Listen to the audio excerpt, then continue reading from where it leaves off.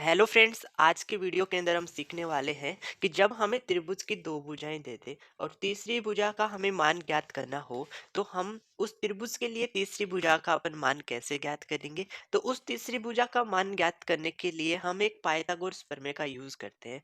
तो आज के इस वीडियो के अंदर अपन चीजें डिस्कस करेंगे कि पाइथागोरस प्रमेय क्या होता है और उस पाइथागोरस प्रमेय का अपन उपयोग कैसे करके किसी भी त्रिभुज की दो भुजा देने के बाद अपन उसकी तीसरी भुजा का मान कैसे निकाल सकते हैं। तो चलो, आज के वीडियो के अंदर अपन क्या करने वाले हैं, इसी पाइथागोरस प्रमेय के टॉपिक को डिस्कस करने वाले हैं। अगर आपको ये वीडियो अच्छा लगे तो आप इस वीडियो को लाइक जरूर करना और चैनल को आप जरूर सब्सक्राइब कर लेना। ओके, तो चलो अपन समझते हैं। देखो, सबसे पहले त्रिभुज की डेफिनेशन क्या होती है आप ये समझ लो। त्रिभुज क्या होता है? तीन रेखाओं से घिरी बंद आकृति, जिसको हम क्या कहते हैं, त्रिभुज कहते हैं। क्योंकि इसमें कितनी भुजाएं? तीन भुजाएं, एक दो और तीन। इन तीन भुजाओं से घिरी बंद आकृति को अपन क्या कहते हैं? त्रिभुज कहते हैं। अब देखो, इस त्रिभुज के अंदर ये जो साइन बना रखा है ये बता रहा है कि इस भुजा और इस भुजा के बीच में ये जो कोण बन रहा है कितना बन रहा है? 90 डिग्री का कोण बन रहा है। ये कितना डिग्री कोण बन रहा है? 90 डिग्री कोण बन रहा है। तो हम अगर किसी त्रिभुज का एक कोण 90 डिग्री होता है तो उस त्रिभुज को हम क्या कहते हैं? समकोण त्रिभुज कहते हैं। उस त्रिभुज को हम क्या कहते हैं? समकोण त्रिभुज कहते हैं। और ये जो साइन होता है ये कितने डिग्री एंगल को बताता है? 90 डिग्री के कोण को बताता है। ओके, आपको ये चीज समझ में आ गई। और ध्यान दो, ये पाइथागोरस प्रमेय जो अपन यहाँ डिस्कस कर रहे हैं, ये पाइथागोरस प्रमेय ओनली किन प्रकार के त्रिभुज के लिए अप्लाई करेंगे? समकोण त्रिभुज के लिए ही क्या बनी है? पाइथागोरस प्रमेय बनी है। ओके, पाइथागोरस प्रमेय होती क्या है वो मैं आपको बताता हूँ। देखो, पाइथागोरस प्रमेय का सीधा सा एक छोटा सा कॉन्सेप्ट है। वो क्या है कि जो कर्ण का स्क्वायर होता है, कर्ण का स्क्वायर वो किसके बराबर होता है? आधार का स्क्वायर कर दो एंड प्लस में क्या कर दो? लंब का स्क्वायर कर दो। यानी कि ये कर्ण, आधार और लंब क्या होते हैं, ये अपन कैसे पहचानेंगे त्रिभुज के अंदर, वो सब चीजें मैं आपको बता रहा हूँ। हमेशा एक चीज ध्यान रखना कि 90 डिग्री का कोण आपको उस त्रिभुज में कहीं पे भी दे, उसके सामने की जो भुजा होगी, यानी यहाँ पे कोण है तो इसके सामने की भुजा कौन सी है? ये भुजा, ये ऑलवेज क्या होती है? कर्ण होगी। ये हमेशा कर्ण होती है। ध्यान रखना कि 90 डिग्री के सामने की भुजा, 90 डिग्री के सामने की भुजा हमेशा क्या होती है? कर्ण होती है। आप इस चीज को अच्छे से दिमाग में सेट कर लो। अब बची दो भुजाएं, एक भुजा ये बची और एक भुजा ये बची। इन दोनों में से किसी को भी आधार ले लो और किसी को भी लंब ले लो। तो मैं इस भुजा को क्या कह देता हूँ? आधार कह देता हूँ। और इस भुजा को मैं क्या कह देता हूँ? लंब कह देता हूँ। तो सिंपल आपको पता चल गया कि कर्ण, आधार और लंब पहचाना हमारे लिए बहुत ही ज्यादा आसान है कि 90 डिग्री के सामने की भुजा को हम कर्ण कहते हैं। और बाकी जो दो भुजाएं बच गई, आप इसमें से इसको आधार ले लो, चाहे आप इसको लंब भी ले सकते हैं। इसको लंब लोगे तो या आप इसको आधार भी ले सकते हैं, बिल्कुल भी कंफ्यूजन नहीं होगा। और मैं आपको बता दूं कि इस त्रिभुज के अंदर जो सबसे बड़ी भुजा होगी, वो सबसे बड़ी भुजा भी क्या होगी? कर्ण होगी, जो हमेशा 90 डिग्री के सामने होती है। सबसे बड़ी भुजा 90 डिग्री के सामने कर्ण। तो इस कर्ण का स्क्वायर है, यानी इस भुजा का जो स्क्वायर है वो इन दोनों भुजाओं के वर्ग के योग के क्या होता है? बराबर होता है। यही हमारे पास क्या होती है?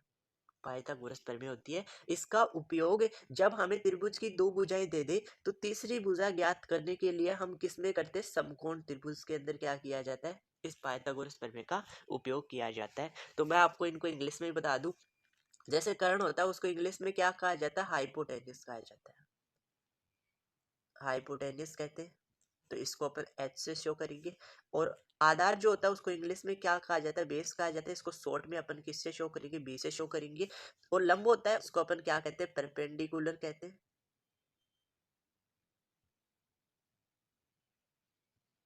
परपेंडिकुलर, जिसको अपन शॉर्ट में पी या एल से भी अपन क्या करते हैं? शो करते हैं। यहाँ परपेंडिकुलर है तो अपन किससे शो करेंगे? पी से शो करेंगे।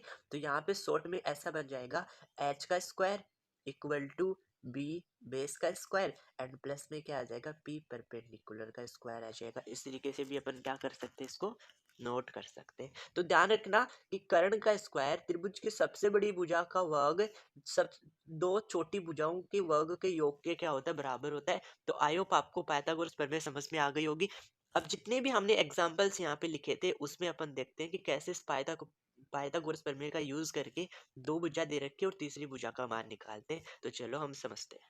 इसमें हमें ये भुजा कितना दे रखा है, 12 सेंटीमीटर दे रखा, ये भुजा कितना दे रखा है, 13 सेंटीमीटर दे रखा है। तो हमें क्या करना है, इस भुजा का मान ज्ञात करना है। तो जिस भुजा का मान ज्ञात करना है उसको अपन कितना ले लेते हैं, एक्स ले लेते हैं, और ये भी सेंटीमीटर में आ जाएगा। अब देखो 90 डिग्री के सामने की जो भुजा है वो कितना है, 13 है। तो हम क्या करेंगे, 90 डिग्री के सामने की भुजा को अपन क्या कहते हैं, कर्ण कहते हैं। और इन दोनों में से किसी को भी आप आधार कह दो, तो इसको मैं आधार कह देता हूँ और इसको मैं क्या कह देता हूँ, लंब कह देता हूँ। अब पाइथागोरस प्रमेय का यूज कर लो। पाइथागोरस प्रमेय क्या थी, कर्ण का स्क्वायर, कर्ण कितना हमारे पास 13, तो इस 13 का स्क्वायर कर दो, इक्वल टू आधार क्या है, एक्स का स्क्वायर कर दो, एंड प्लस में क्या आ जाएगा, लंब का स्क्वायर, लंब कितना है, 12 का स्क्वायर आ जाएगा। ओके, तो 13 का स्क्वायर हमारे पास यहाँ क्या आ जाएगा, 13 को 13 से गुना करेंगे, स्क्वायर का मतलब ये होता है, तो 169 आ जाएगा, इक्वल टू एक्स का स्क्वायर आ जाएगा, प्लस में यहाँ 12 का स्क्वायर कितना आ जाएगा,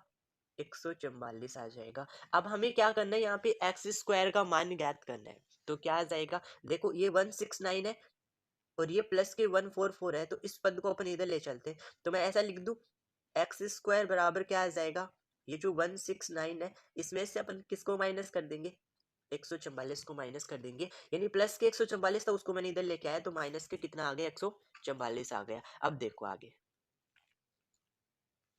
यस, अब एक्स स्क्वायर इधर ऐसा कैसा बचा, इक्वल टू इसमें से ये चीज माइनस कर दो, तो 9 में से 4 माइनस करेंगे तो कितना आएगा, 5 आ जाएगा। 6 में से 4 माइनस करेंगे तो कितना बचेगा, 2 बचेगा, और 1 में से 1 माइनस करेंगे तो क्या आ जाएगा, 0 आ जाएगा। तो एक्स स्क्वायर बराबर कितना आ गया, 25 आ गया। हमें यहाँ पे किसका मान चाहिए, एक्स का मान चाहिए। तो इस स्क्वायर को अगर आप इधर भेजोगे तो इस 25 का क्या बन जाएगा, वर्गमूल बन जाता है। ध्यान रखिए, स्क्वायर को अगर आप दूसरी तरफ ट्रांसफर करते हैं तो वो उस संख्या पे जाके क्या बना लेता है, वर्गमूल बना लेता है। अब 25 का वर्गमूल आप बहुत आसानी से निकाल सकते हैं, क्योंकि 25 किसका वर्ग होता है, 5 का वर्ग होता है। तो 5 ही हमारे पास क्या आ जाएगा, आंसर आ जाएगा, और 5 सेंटीमीटर, यानी x का मान, वो तीसरी भुजा हमारे पास क्या आ जाएगी, 5 सेंटीमीटर क्या आ जाएगा, आंसर आ जाएगा। अगर आप को याद नहीं है पर कि 25 का वर्ग क्या होता है, तो आप इसके गुणनखंड कर लेना। जैसे 25 के आप गुणनखंड करेंगे तो पहले आप 5 का भाग देंगे, फिर 5 बच जाएगा, फिर 5 में 5 का भाग देंगे तो कितना आ जाएगा, 1 आ जाएगा। तो यहाँ 5 5 का क्या बन रहा है, एक जोड़ा बन रहा है, तो यहाँ दोनों से क्या, एक 5 लिख देना। यही हमारा क्या आ जाएगा, इस क्वेश्चन का आंसर आ जाएगा। यानी इस त्रिभुज की हमें क्या पता चल जाएगी, तीसरी भुजा एक्स का मान पता चल जाएगा। ओके, बी में क्या दे रखा है कि एक त्रिभुज समकोण त्रिभुज बना रखा है। क्योंकि सबसे पहले आपको 90 डिग्री एंगल देखना पड़ेगा, सबसे पहले आपको त्रिभुज देखना पड़ेगा कि त्रिभुज कौन सा है, उसके बाद ही आप पाइथागोरस प्रमेय का यूज करना। अगर आप बिना त्रिभुज देख के पाइथागोरस प्रमेय का यूज कर लोगे तो आपका क्वेश्चन 100% क्या हो जाएगा, गलत हो जाएगा। तो इसमें हमें एक कोण 90 डिग्री दे रखा है, यानी पक्का ये कैसा त्रिभुज है, समकोण त्रिभुज है। अब देखो, समकोण त्रिभुज के सामने की भुजा का वर्ग कर दो, सामने की भुजा क्या, 15, तो इस 15 का जो वर्ग होगा वो बाकी दो भुजाओं के योग के वर्ग के क्या होता है, वर्ग के योग के बराबर होता है। तो यहाँ पे कितना, 9, तो 9 का वर्ग कर देते हैं। फिर प्लस में ये भुजा हमें ज्ञात करनी है, तो इसको अपन कितना ले लेते, एक्स ले लेते, तो यहाँ पे क्या आ जाएगा, एक्स का वर्ग आ जाएगा। ओके, अब इसको आगे और हल करते हैं। जैसे 15 का वर्ग होता है, 15 को 15 से गुना करेंगे तो कितना आ जाएगा, 225 आ जाएगा, बराबर में 9 का वर्ग कितना आ जाएगा, 81 आ जाएगा, प्लस में क्या आ जाएगा, एक्स स्क्वायर आ जाएगा। एक्स स्क्वायर का मान ज्ञात करना है, तो 225 को तो ऐसा कैसा रखो, इस प्लस के 81 को इधर ले आओ, तो माइनस के 81 आ जाएगा, इक्वल टू में क्या पड़ा है हमारे पास, एक्स स्क्वायर पड़ा है। तो एक्स स्क्वायर इक्वल टू कितना आ जाएगा, एक्स स्क्वायर बराबर में कितना आ जाएगा, माइनस कर लो। देखो 5 में से 1 माइनस करेंगे तो कितना बचेगा, 4 बचेगा। फिर 22 में से 8 माइनस कर देंगे तो कितना आ जाएगा, 22 में से 8 माइनस करेंगे तो 14 आ जाएगा, 144 आ गया। अब स्क्वायर का मान, ये स्क्वायर है, इसको आप इधर ट्रांसफर करेंगे तो यहाँ तो x बचेगा, इक्वल टू स्क्वायर को इधर भेजा तो इस नंबर का क्या बन जाएगा, वर्गमूल बन जाएगा। यानी 144 का वर्गमूल हमें निकालना है। तो अगर आपको वर्ग याद नहीं है तो आप इस तरीके से निकाल सकते हैं। 144 के क्या कर लो, फैक्टर कर लो, गुणनखंड कर लो। तो सबसे पहले आप 2 का भाग देंगे, 2 2 संते 14, 2 दूनी 4 बेहतर आएगा। फिर से 2 का भाग देंगे तो 36 दूनों बेहतर आ जाएगा। फिर से 2 का भाग देंगे तो 18 आ जाएगा। फिर से आप 2 का भाग देंगे तो 9 आ जाएगा। फिर 3 का भाग देंगे तो 3 तिया 9, फिर 3 का भाग देंगे तो हमारे पास क्या आ जाएगा, 1 आ जाएगा। अब हमें x का मान पता चल गया। कैसे, आप दो दो अंकों के समान जोड़े बना दो। जैसे इन दो से क्या बना, एक एक जोड़ा बन गया, इन दो का एक जोड़ा बन गया, और इन तीन का एक जोड़ा बन गया। और जितने भी जोड़े बने उन सबसे एक एक अंक ले लो। तो इन दोनों से एक 2 ले लो, यहाँ से एक 2 ले लो, इंटू यहाँ से एक 3 ले लो। तो 3 दूनी 6 और 6 दूनी 12। तो x का मान हमारे पास क्या आ गया, 12। सेंटीमीटर।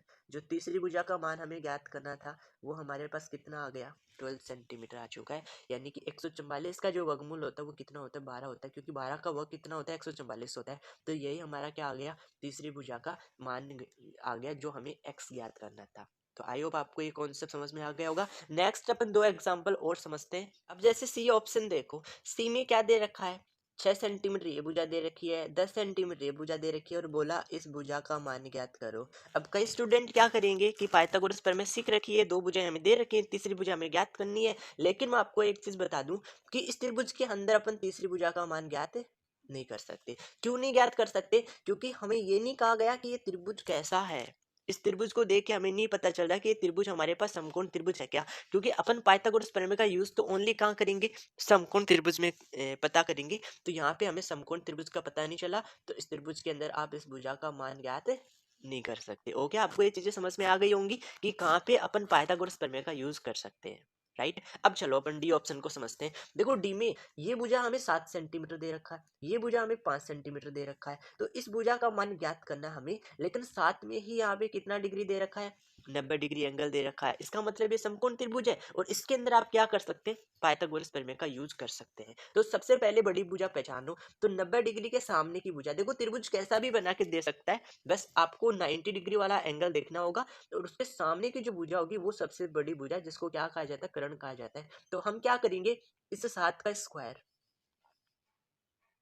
बराबर आ जाएगा किसके, बाकी दो भुजाओं के वर्ग के योग के। तो आप क्या करो, इस x का वर्ग कर दो, फिर प्लस में क्या कर देंगे, 5 का वर्ग कर देंगे। ओके, अब देखो 7 का वर्ग कितना आता है, 49 आ जाएगा, इक्वल टू यहाँ पे क्या आ जाएगा, x का वर्ग आ जाएगा, फिर प्लस में क्या आ जाएगा, 5 का वर्ग क्या कहलाता है, 25 आ जाएगा। 5 का वर्ग कितना आ जाएगा, 25 आ जाएगा। एक्स स्क्वायर का मान चाहिए तो इस प्लस के 25 को इधर भेज देते हैं। तो 49 में से अपन कितना माइनस करेंगे, 25 माइनस कर देंगे, इक्वल टू क्या आ जाएगा, एक्स स्क्वायर आ जाएगा। तो आप यहाँ पे देखो कि एक्स स्क्वायर का जो मान है वो किसके बराबर आएगा, इसमें से ये चीज माइनस कर दो तो 9 में से 5 माइनस किया 4 बचेगा, और 4 में से 2 माइनस करेंगे तो कितना आएगा, 2 आएगा। और हमें यहाँ पे किसका मान ज्ञात करना है, एक्स का मान ज्ञात करना है। तो स्क्वायर को आप इधर भेजेंगे तो 24 का क्या बन जाएगा, वर्गमूल बन जाएगा। यानी 24 का वर्गमूल निकाल लेंगे तो हमें किसका मान पता चल जाएगा, x का मान पता चल जाएगा। अब 24 का वर्गमूल कैसे निकाले, अभी मैं आपको शॉर्ट मेथड सिखा के लाया हूँ कि जब भी आपको संख्या का वर्गमूल निकालना तो उसके फैक्टर कर लो। तो 2 का भाग देंगे, 12 दूनी 24, फिर 2 का भाग देंगे तो 6 दूनी 12 आ जाएगा, फिर 2 का भाग देंगे तो 3 दूनी 6 आ जाएगा, फिर 3 का भाग देंगे तो कितना आ जाएगा, 1 आ जाएगा। अब जोड़े बना लो, देखो यहाँ इन दो से क्या बन रहा है, एक जोड़ा बन रहा है। अब 2 का और 3 का कोई जोड़ा नहीं बन रहा है तो इनको अपन ऐसा कैसा पढ़ा रहने देंगे। तो यहाँ से जो हमें x का मान मिल जाएगा वो कितना, एक जोड़ा बाहर बन गया 2 का, तो इसको तो बाहर निकलो, इनमें से एक अंक। और अब इनका जोड़ा नहीं बना तो इनको रूट में ही गुना करके लिख दो। तो 3 को 2 से गुना करेंगे तो 3 दूनी 6 आ जाएगा। यानी x का मान हमारे पास कितना आ गया, 2√6 सेंटीमीटर हमारे पास क्या आ जाएगा, इस त्रिभुज की तीसरी भुजा का मान आ जाएगा। तो आई होप आपको ये कॉन्सेप्ट समझ में आ गया होगा कि कैसे हम पाइथागोरस प्रमेय का यूज करते हैं, पाइथागोरस प्रमेय क्या होती है। अगर आपको ये वीडियो अच्छा लगा तो आप इस वीडियो को एक लाइक ज़रूर करना होगा। अगर आप चैनल पे पहली बार विजिट कर रहे हैं तो आप चैनल को सब्सक्राइब जरूर कर लेना। Okay, thank you.